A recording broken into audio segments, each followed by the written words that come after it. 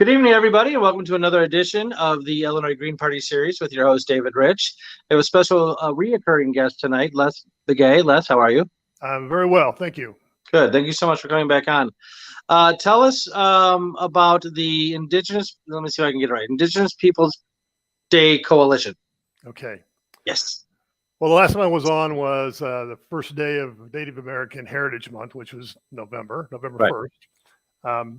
Since that time, we were trying to get Indigenous Peoples Day in the state of Illinois, the city, and also Cook County. And our primary focus was on Cook County, basically because we don't need as many votes there to get it passed. We still have not, it's still not passed. We still have only 5 of the 9 votes that we need. But it is, actually, we had a panel discussion in November with Cook County, their racial equity group.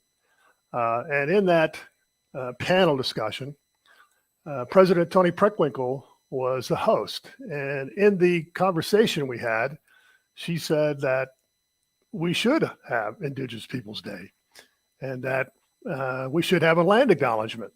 Because right now in the Park District, she said before meetings, they do have land acknowledgement. So my question was, how soon will that be? She said, well, she'll have to work on that. That was November. So and here we are. Yeah, and here we are.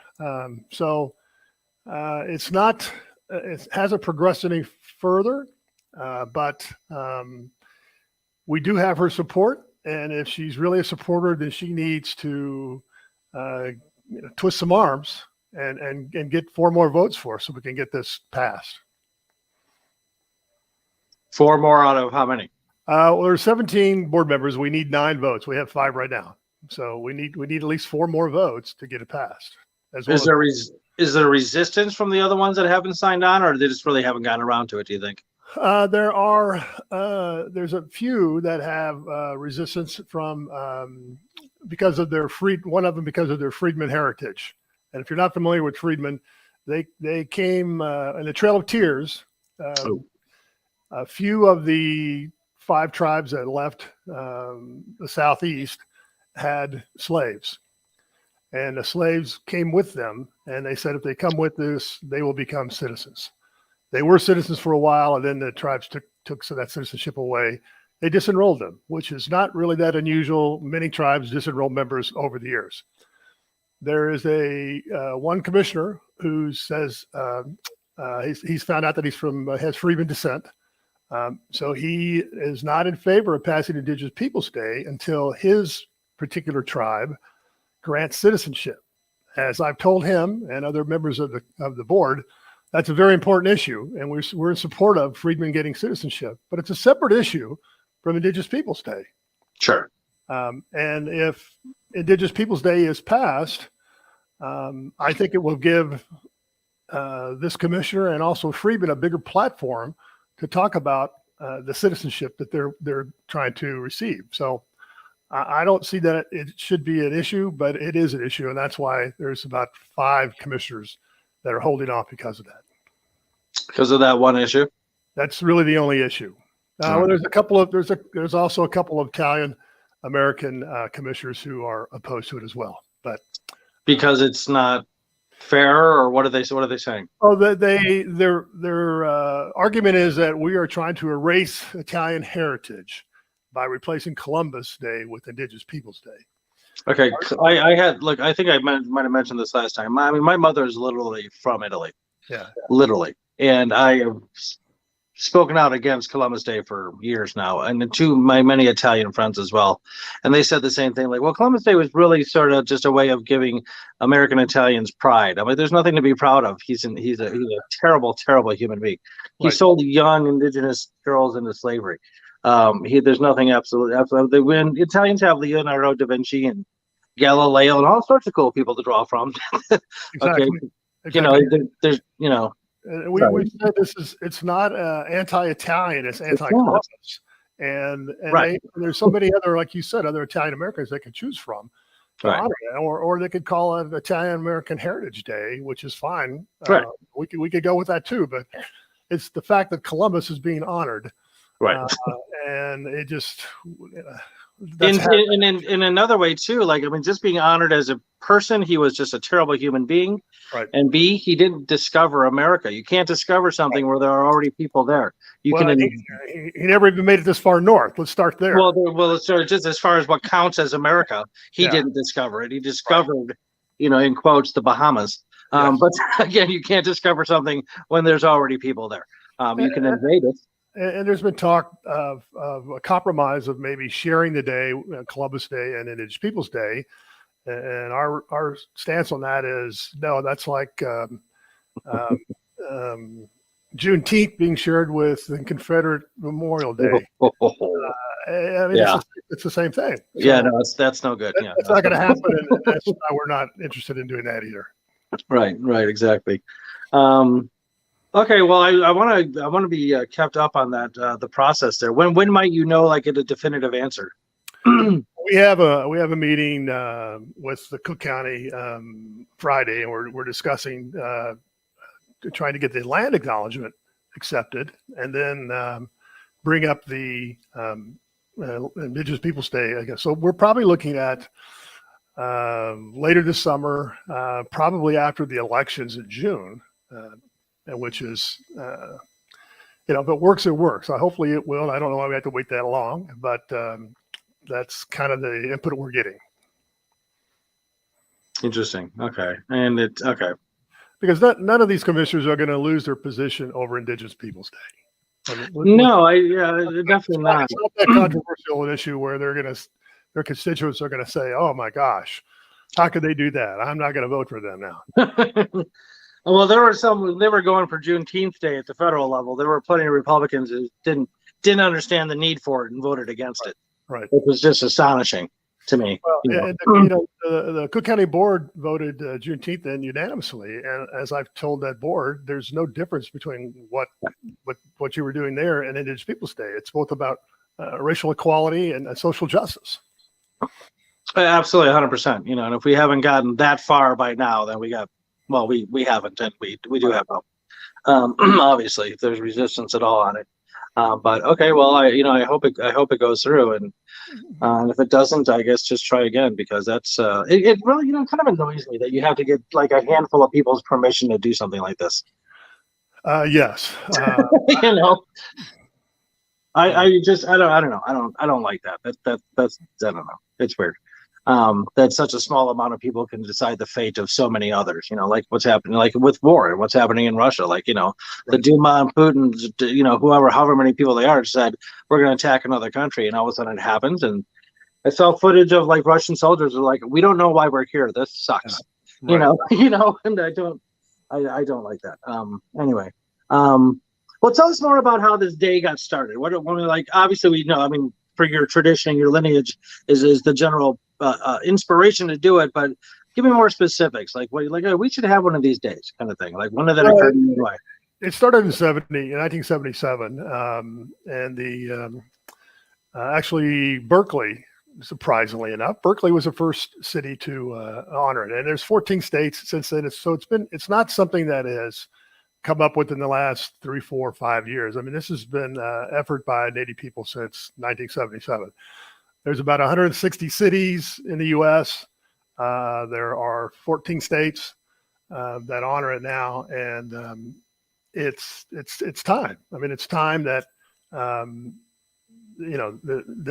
Indigenous people are recognized. As you said earlier, we weren't discovered. We were here long before Columbus or Leif Erikson or any of those European explorers came over.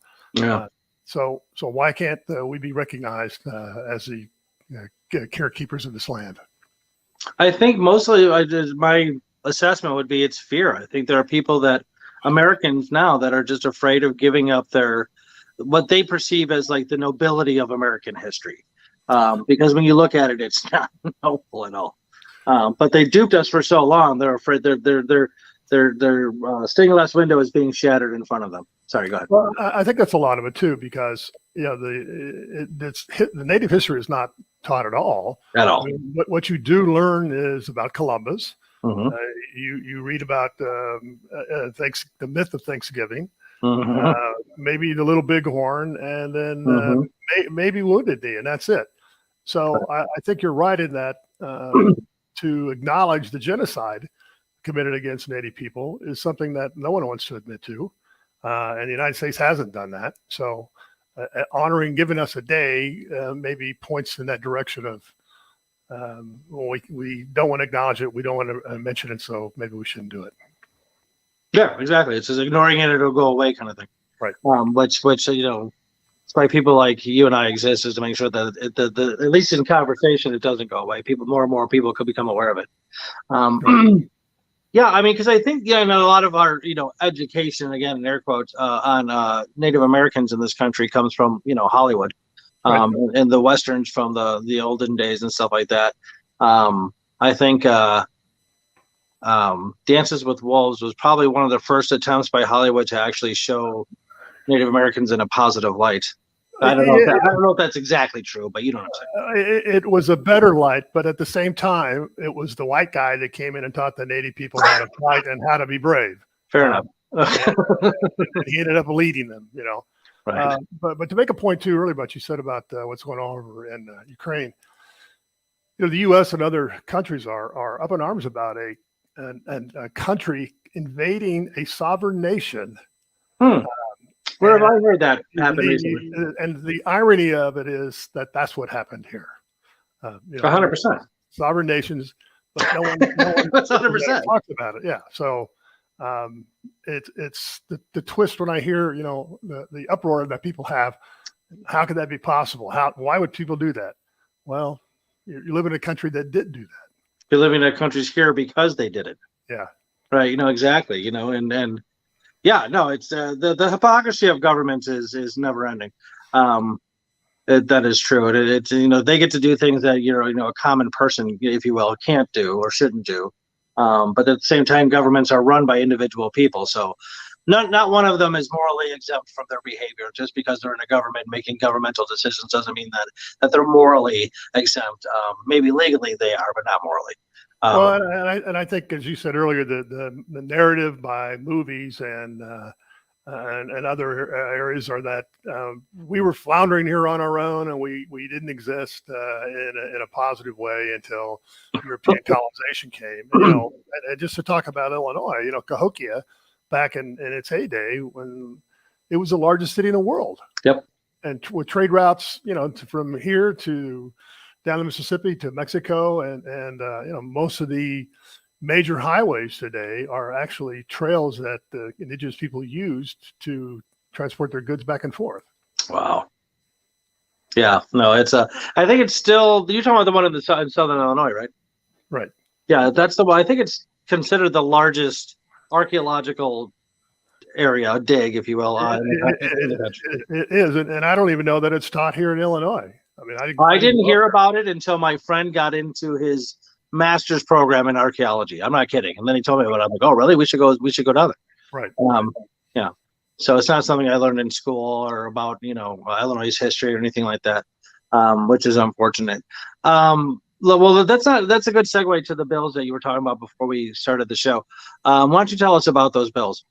Yes, there's a state representative, Maurice West, is working on a bill now that will teach Native American history in Illinois schools K through 12. It's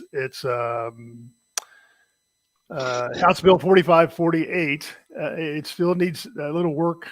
He's working with the Native community on this for language, the language and what we'd like to see. But just recently in Illinois, a bill was passed to teach Asian American history and LGBTQ history. So the timing seems to be good. Yeah. If we can get it together and get it, up for a vote, because if those two are taught in high school, why shouldn't Native American history be taught as well? 100%. Yeah, absolutely. Yeah. Well, again, I hope that when is General Assembly get together to vote on this?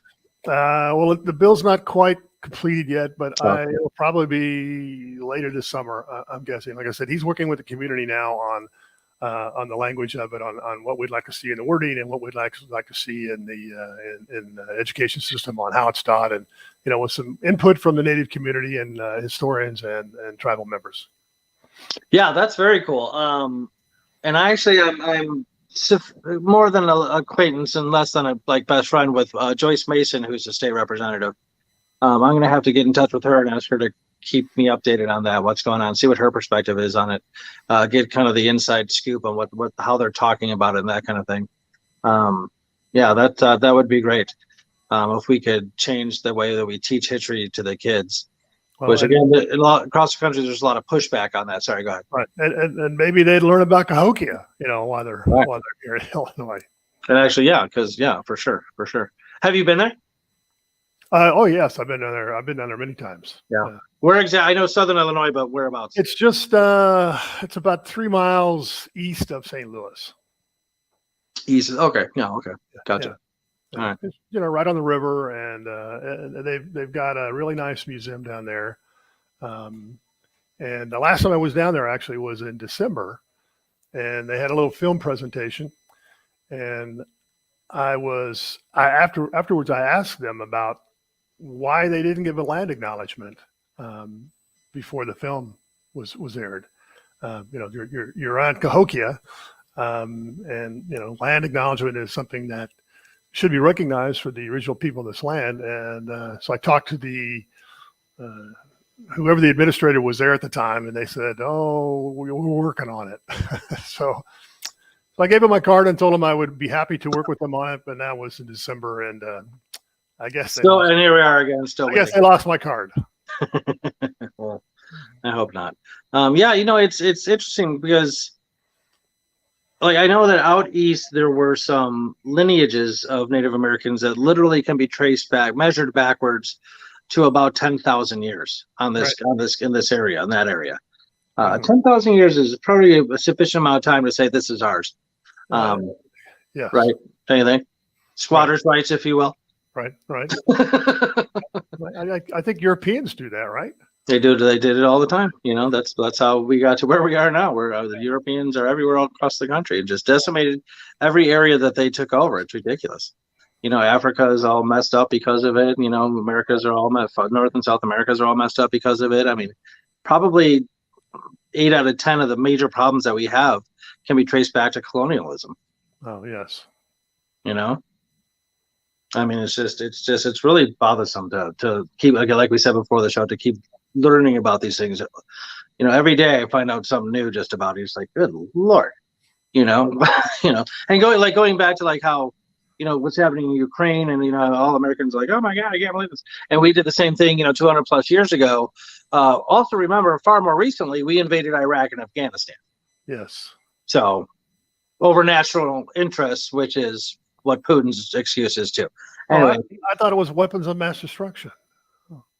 Right. Well, they thought they were going to be used against us. That's our national interest. And we literally have not found one. Not one. What a bunch of nonsense. We were sold something bad there. Anyway, okay, we'll talk about this one. All right. Well, why don't you tell us something about the Native American history in Illinois? Because it's obviously vast and lengthy. A lot of Chicago was a Native American word. I'm trying to think. No, I'm drawing a blank, of course. But Algonquin is a Native American name. So there's like, you have like the Blackhawks. We can talk about sports teams in a second here too. But there's plenty of like markers that there was something Native American here going on at some point. But interestingly, and it comes down to what happened in history. That's what I'm going to ask you to talk about. Is that there are no reservations in Illinois? Not one. All right, tell us about that. Well, there's no reservations here because, traditionally this was the land of Potawatomi, Ojibwe, and the Odawa, and other tribes. There were some other tribes as well, but those are the 3 main tribes that were here. Just like all over the U.S., those tribes were moved out of here as Western expansion happened. And so they moved most of the tribes from here to Nebraska and Oklahoma and Kansas, where they have reservations there. They don't have reservations here. So really, although this is their traditional land, they were moved out, like all the tribes were. So Western expansion could come, and they didn't want to have the native people here, so they just moved them out and gave them reservations. So I mentioned earlier about the Trail of Tears for the five tribes that were down there. Every tribe has their own Trail of Tears story. Mine is called The Long Walk. I'm Dine, which is down in Arizona. It's the same issue. We were on our traditional land in Arizona, and they marched us.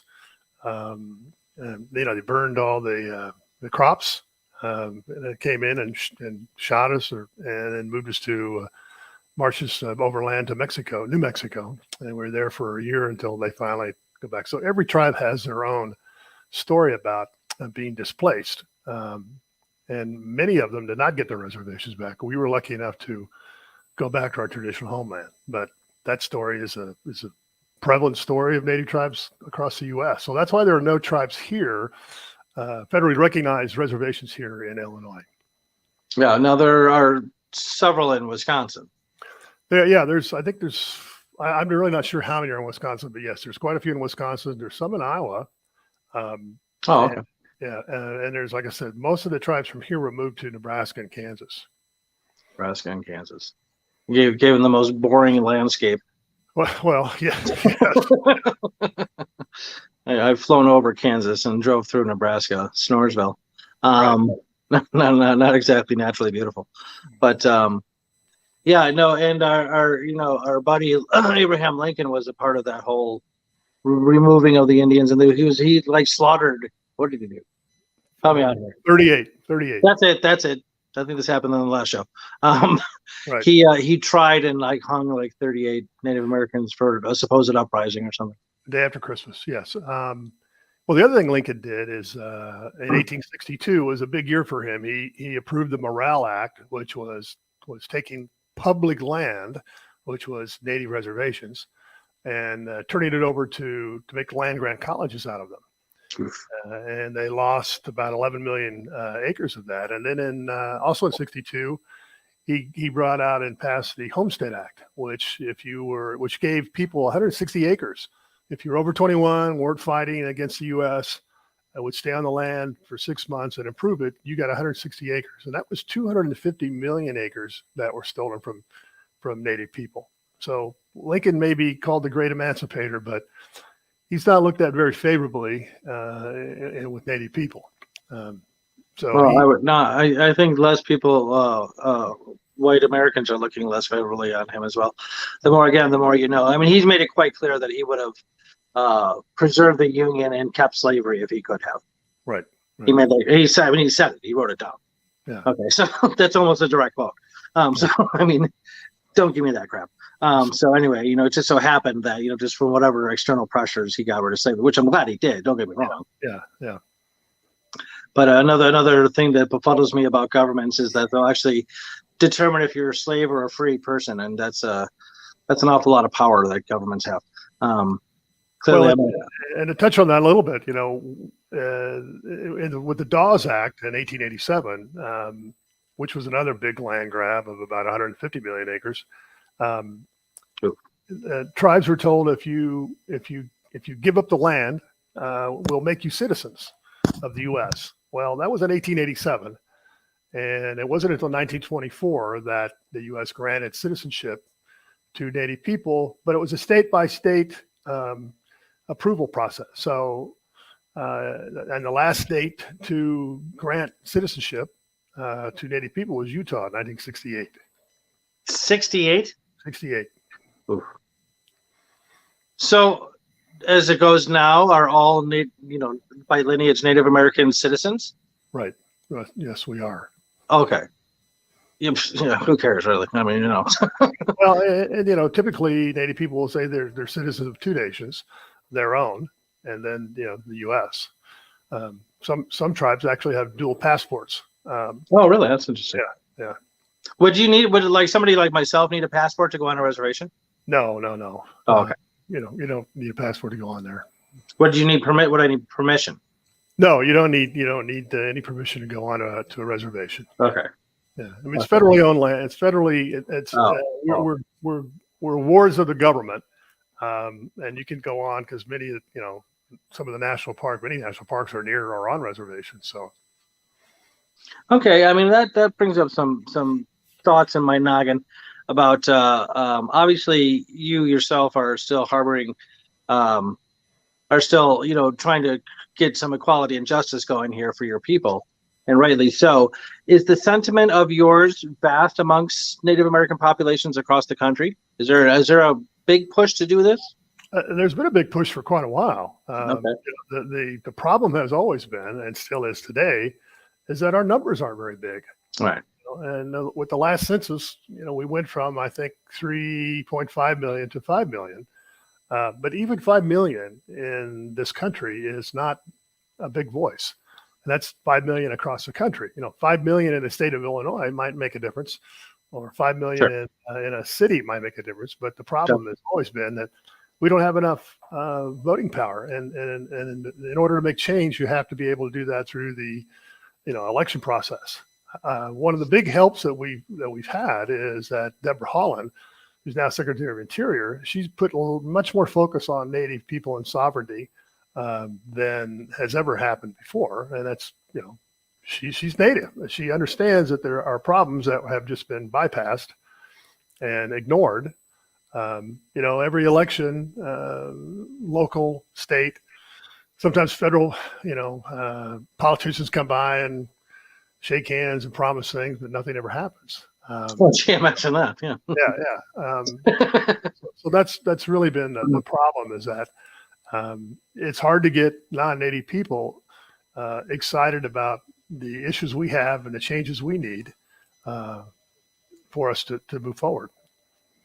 Interesting. And I mean, and this is statistically irrelevant because it's my own personal understanding, is I've heard more people speak, again, and just in my own personal experience, negatively about what the colonials did to the Native Americans, say versus, or in comparison to how people speak about slavery. Mm-hmm. You know what I'm saying? They seem to be like, oh, what we did to the Native Americans was awful. But slavery, come on, so that's old school. It's over. So my point is that I'm surprised there's not more efforts on more people's part to get some of these things through, whether it be a date on the calendar, a recognition, land acknowledgement, that kind of thing. But again, at the same time, like you said, your numbers are pretty small, and because so many Native Americans live in reservations, there's things that I think that your typical ancestor of the colonials don't see day to day. Right. Well, 2 points there. Well, actually, 75% of Native people live off reservations. Okay, my bad. Okay. And the other point is, I think that non-natives feel like we've got it pretty good. I mean, the myth is that we get quite a bit of free stuff. We don't have to pay taxes. We get to go to school for free, which is not true. And that, we have reservations. We were given land, and we have casinos now, so we're doing okay. So why are you complaining? That's old history. And we helped you become part of the U.S. with manifest destiny. So there's not a real big concern about righting some wrongs from the past. And I think also, as I mentioned, that no one wants to admit the genocide that occurred here. And by admitting that, that's a pretty awful thing.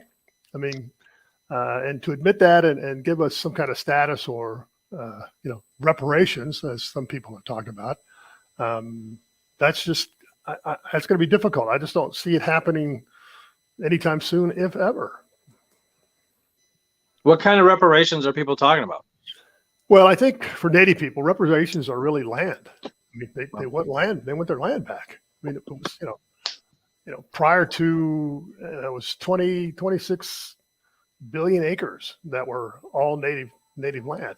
Today, there are only 54 million acres of a reservation land.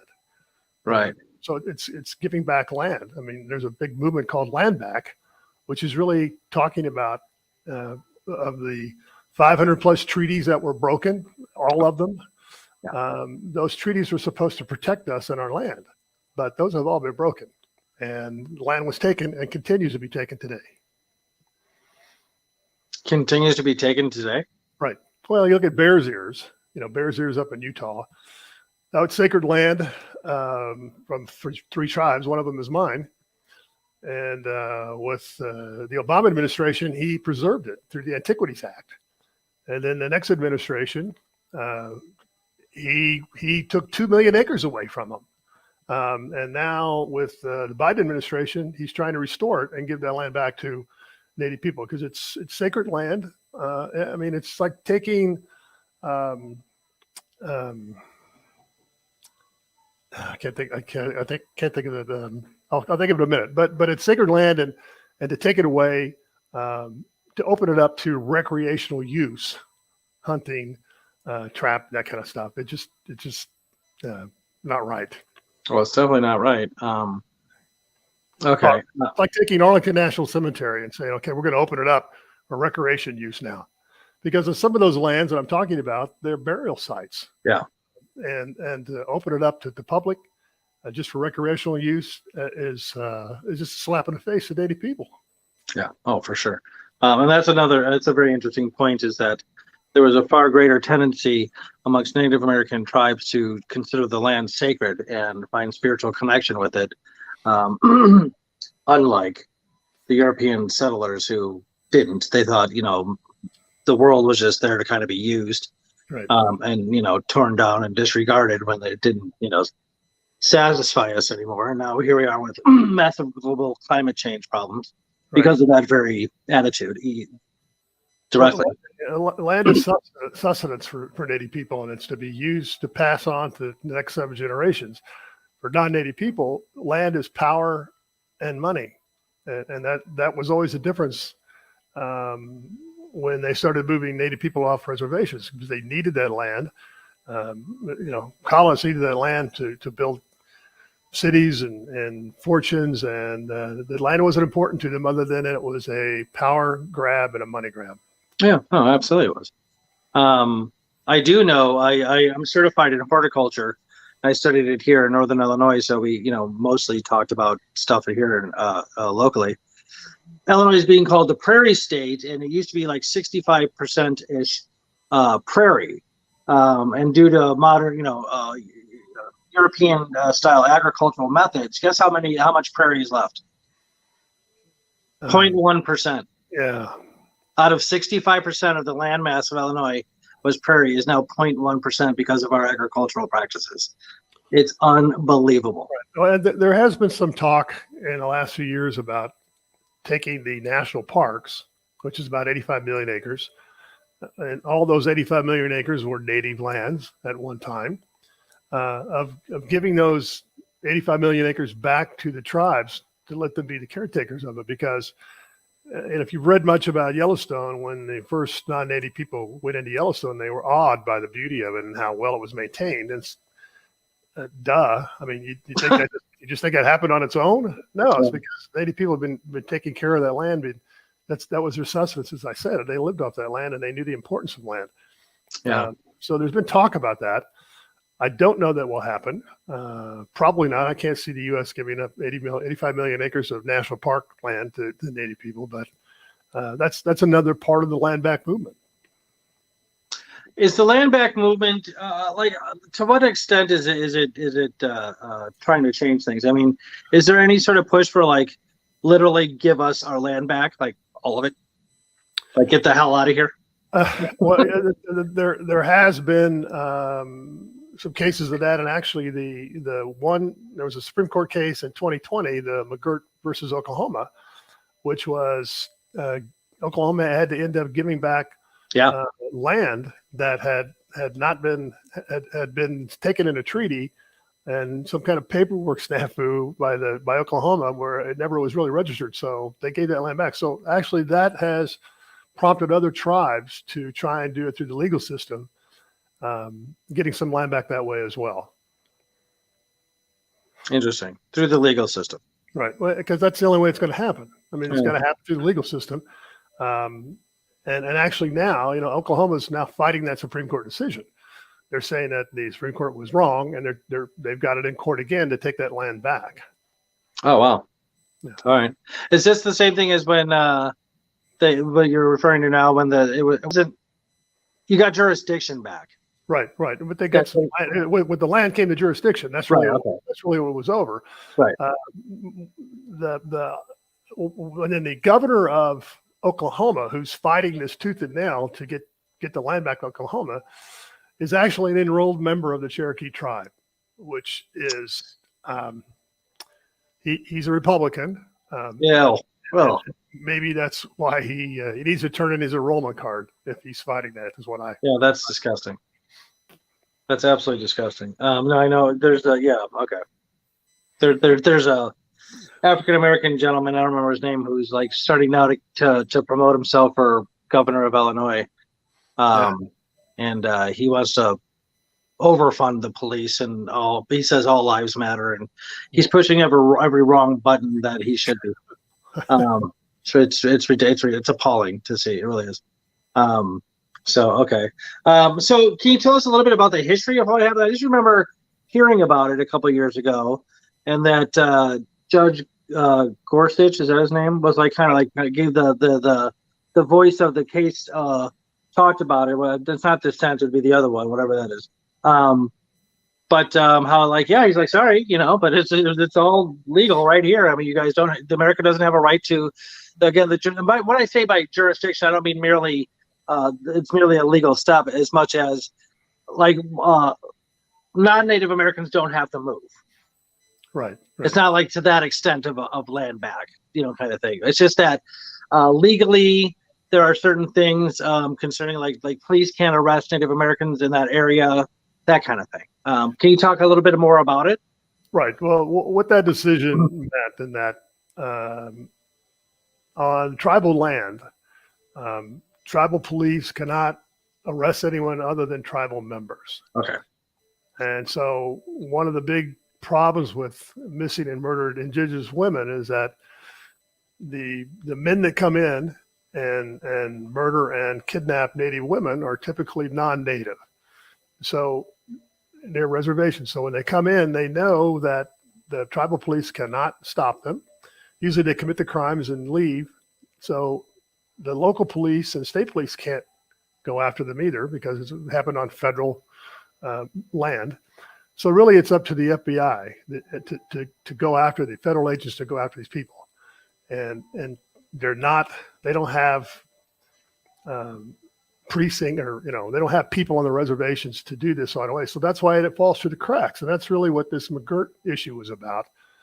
He was being tried in Oklahoma courts, and he said, this is tribal land. I should be tried in tribal courts. And so that's really what a lot of that was about, was jurisdiction. Okay. There's a bill now, I can't think of it now. I can't think of the name of it now, but it took away the right for tribal police to arrest anyone, and it's been sitting there. It hasn't been brought up for quite a while, but that would hopefully, if it's passed, they would give the opportunity for tribal police to arrest non-Native residents.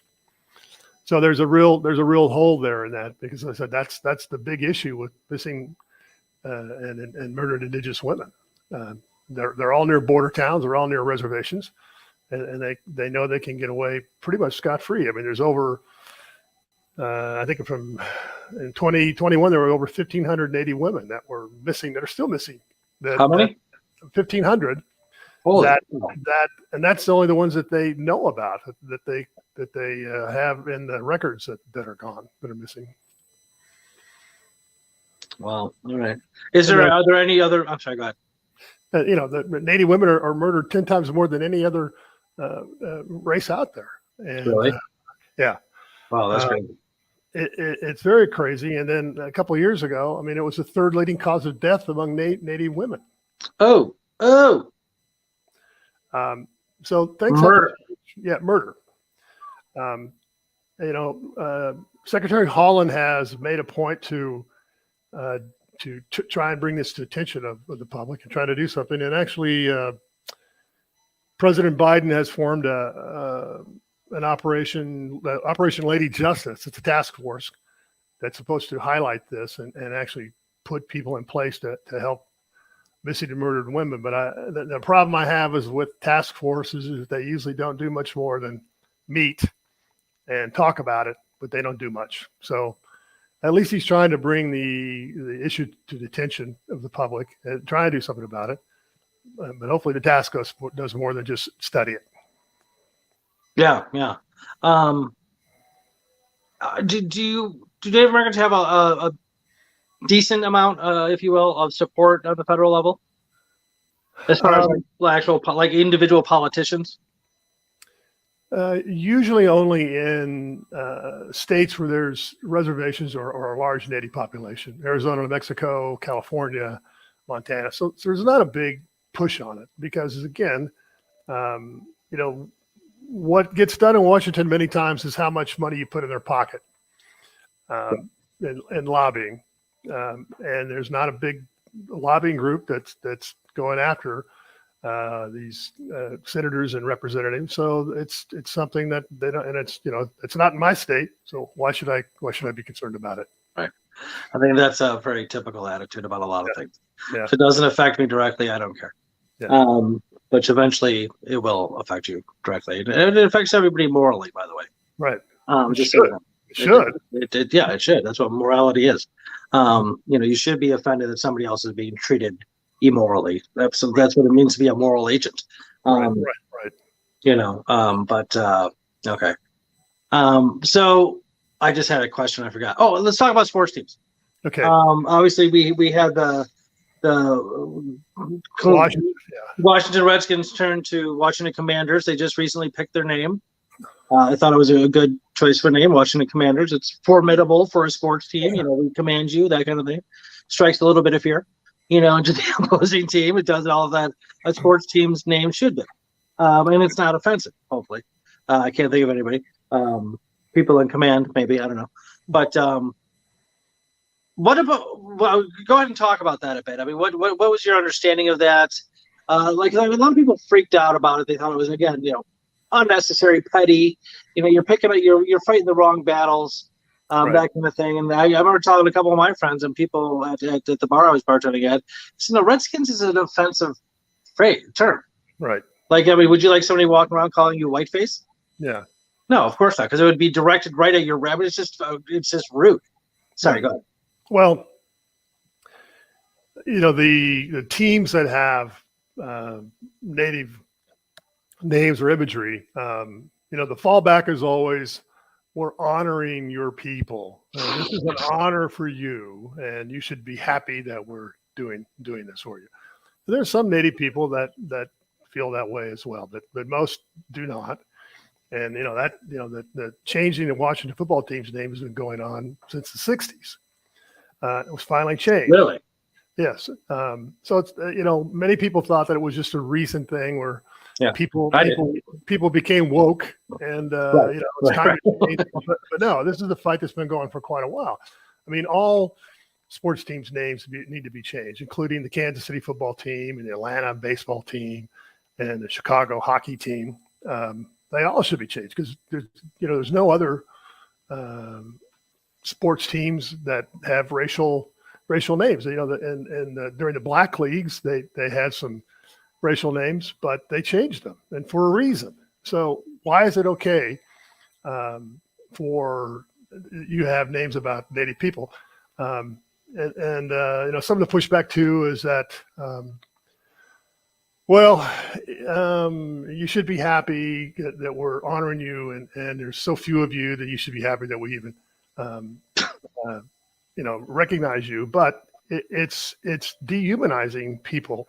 And many people, that's their only connection with Native people is the mascots that they see, and they think that's how we all look and how we all are. Right, with the giant headdress and everything, like every every tribe, and the Cleveland baseball team was so offensive, and they stopped using that logo for a couple of years ago on the uniforms, but they were still selling it in the gift shops at the ballpark.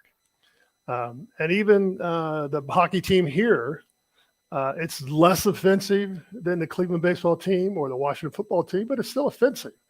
My analogy has always been, which is worse? Which is better? I mean, Aunt Jemima or Little Black Sambo? They're both bad. Right? It's a good analogy. So there's no reason that you should have a sports team that has a Native imagery on it. What happens times, and this is what happened with the Chicago hockey team, is they can connect with an organization or a few members of a tribe, a lot like how the treaties were written. And they'll say, it's okay with me. I don't find it offensive. And so they have a cover to say, well, listen, I talked to this organization and they're okay with it. I don't know about the rest of you, but this organization is okay with it, or these tribal members are okay with it. So it gives them cover to keep going and do it, where the vast majority of Native Americans do not want it. And, some of the Native Americans say, hey, we've had bigger issues to fight than mascots. Well, we do, but it all starts there. If you're dehumanized and people think of you that way, how are you going to conquer the bigger issues that we have to have conquered? So, studies have shown that it gives children self-image issues. They're bullied, and it just goes downhill from there. So, it's time to change, and it's 2022. Why are we having these logos and imagery for people that are people and not mascots? Yeah, no, for sure. Absolutely. No, I 100% agree with you. I'm thinking also of like actual sports. Lacrosse, as we know it, is a Native American sport. I don't know where or what tribe. Okay, so maybe you can talk about, but the French, because they were here too. Just sort of saw it, said, hey, that's cool. Let's take that and make it our own. And so now they call it lacrosse. Lacrosse is a very cool game. It's a great sport. My son played it in college. Nice. And it started mostly in the Northeast. Every year there's a World Lacrosse Championship, and the tribes, the Onondaga tribes up in northeastern New York, compete as a nation.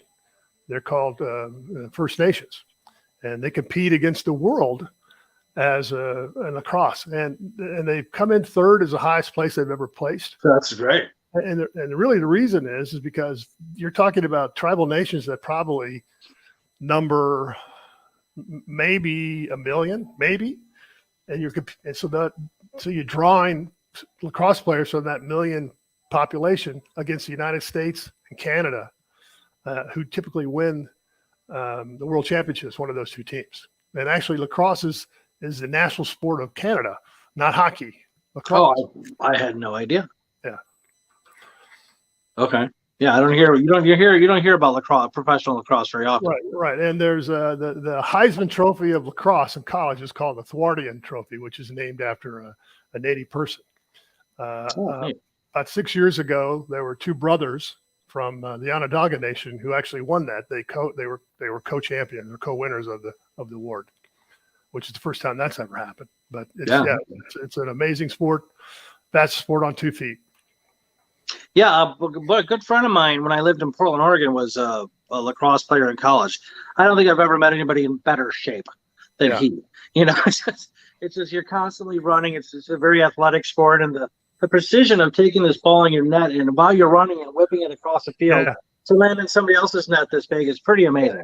And you have a 3 or 6 foot pole, you get to hit people with it. So, I mean, how great is that? Exactly. You get to tackle them. That's very cool. Well, I'll have to check that out. I'll have to look into that because I didn't know. First of all, I didn't know that Canada's sport was lacrosse. I always thought, I think everybody thinks it's hockey. Right. So, okay. Very cool. Are there any other sports or anything like that have like a high profile within the community? Well, not so much around here, but typically on reservations, basketball. I was going to say, I have this image of a picture from a book that basketball was the thing in Native American tribe somewhere. Okay, go ahead. Basketball and cross country are really two sports that they seem to excel at, and typically in Arizona, where my tribe is from, there's a small school there. I think it's like 3A or something, but they've won the cross country championship, for quite a few years running because they just, on the reservations, that's many times that's your only really way of getting around is if you run. I mean, and the distances are so far apart, it's just natural. It's natural for them. So cross country and basketball seem to be the two sports that they excel at. And, and typically with basketball, it really is a team concept because although it's changed, but native people really aren't all that tall. So it's really just biologically, it's just kind of they're taller than they used to be. And I'm 6'2". wow. But so it's really a team concept, and it's really about sharing the ball, and it's fun to watch. Res ball is what they call it. Res ball. Res ball, yeah. Nice. Oh, like reservation ball. Yeah. Okay. Yeah. Right on. That's very cool. I'm gonna check that out too.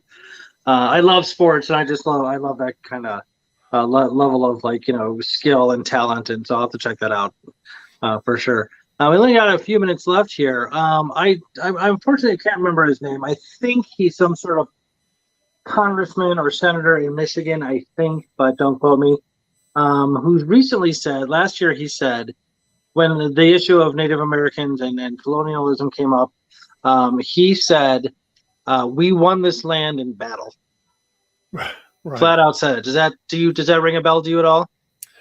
I don't remember the person you're talking. I mean, I don't remember his name, but I you heard that? I've heard and that. I'm like, dude, you really do not have your fingers on the pulse of what's going on. What a stupid thing to say. First of all, I don't know how much winning happens in war. Again, I'll always defer to morality. I mean, I'm big into to morality, big time. And doing the right thing and avoiding the wrong things. But that's just a really rude and stupid thing to say. What's your response to something like that? I mean, that's just unbelievable.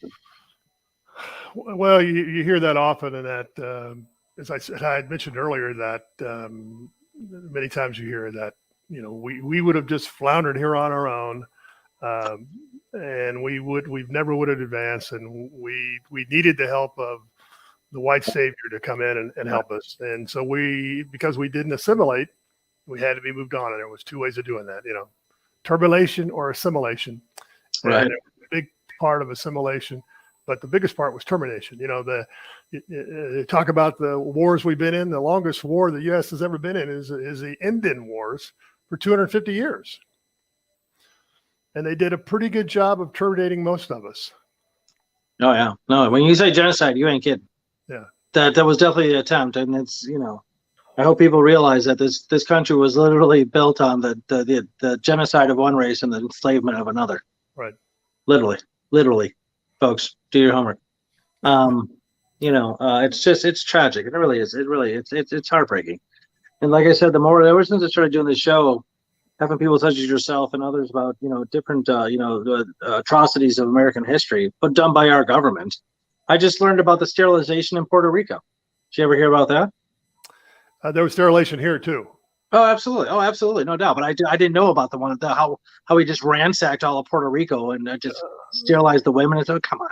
Yeah, but this was going on with Native women in the up until the 70s. They were doing this, and at another time maybe we could talk about boarding schools. But there's a bill now in Congress by Sharice Davids, who's Native. A woman from Kansas, it's the Truth. I have to read it here. It's a Truth and Healing Commission for Indian Boarding Schools Policies Act, where Canada has recognized the boarding schools and how bad it was for Native people, and that the many deaths that happened there with cemeteries. Same thing happened here. The United States has never owned up to it, never even talked about it. So this is at least a bill that's hopefully get approved and passed. But I think for the same reason they don't want to admit genocide, they're not going to admit this either. And it's like embarrassing for them, the people who try to deny these things, because with the advent of the internet, we can look up anything. I mean, we can, the answer to any question you have, it's just like a couple button pushes away now. And we're not, you can't dupe us like you used to because you wrote the books that you taught us from in school. Now we can get all sorts of information and facts from wherever. Right. The internet has replaced Cliff from Cheers. You don't have to ask Cliff anymore. Cliff, the mailman, yeah. That's funny. That's a guy like that. That's funny. Very cool. We only have like a minute left here. Anything you'd like to end it with? No, like I said, I wanted to mention that about the bill that's in Congress for boarding schools. The two big issues on the table right now that are really important are really the missing and murdered Indigenous women and its boarding school issue. So. And that's just real quick too, because like you don't hear, when do you people ever hear through the mass media about Indigenous women going missing or murdered or anything like that? Never. You know, what was her name? Gabrielle something last year. Right. It was everywhere. The whole nation was up in arms about her. Oh my God, yeah. I mean, it's terrible what happened to her. Don't get me wrong. I don't want just because she's white doesn't mean she deserved that. But I mean, it's crickets about any other race. 100%. It's ridiculous. Exactly. So we have a long way to go, and hopefully we can here at the Green Party can help you out any way we can, because I know that I support you. And seriously, the last time we had you on, after the show, I called Calvin. I'm like, oh my God, that was so great. I learned so much, and a lot of stuff I didn't know, and it's becoming more and more vivid to me as well. Like what exactly happened, and again, it's awful. So. All right. Well, we are at the end of the Illinois Green Party series. Les Begay, thank you so much for coming on. Thank you again, and we definitely need to have you on again, because you're right. We need to talk more about the boarding schools, and there's so much more to talk about for sure. We got a long history of oppression here to discuss. So, so thank you anyway for taking time to help us. So thanks for tuning in, everybody. Thank you, David. All right. Be good. Be green. All right. Bye-bye. Bye.